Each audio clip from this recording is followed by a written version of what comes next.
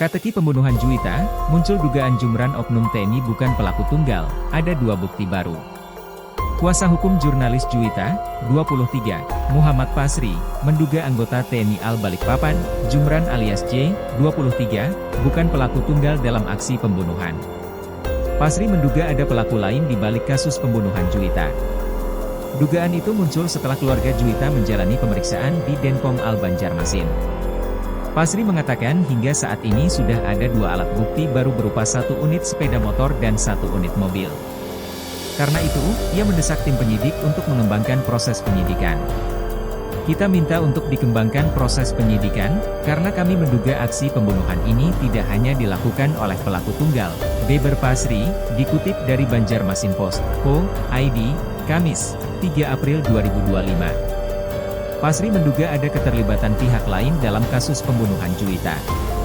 Selain itu, Pasri juga mendesak tim penyidik untuk menelusuri kembali rekaman CCTV di sepanjang rute tempat jasad Juwita ditemukan. Ia meyakini, Juwita sempat mengalami kekerasan seksual sebelum tewas mengenaskan di tangan Jumran. Proses penyidikan harus menyeluruh, kalau ada mobil, motor masa pelaku tunggal, paparnya.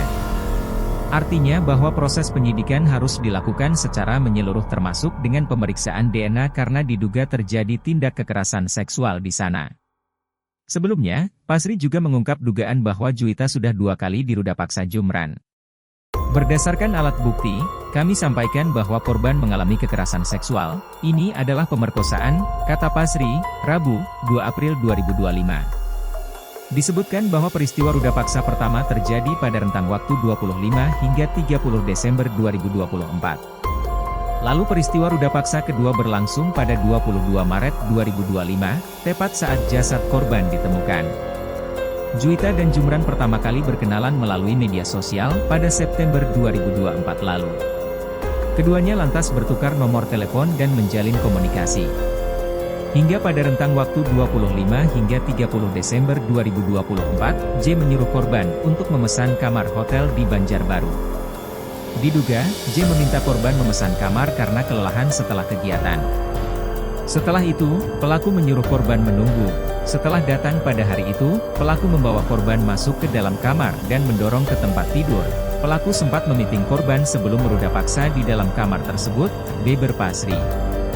Semua kejadian itu sempat diceritakan korban kepada sang kakak ipar pada 26 Januari 2025. Selain itu, Pasri juga menunjukkan bukti video pendek dan foto. Dalam video berdurasi 5 detik tersebut, papar Pasri, terlihat J mengenakan celana pendek setelah melancarkan aksinya.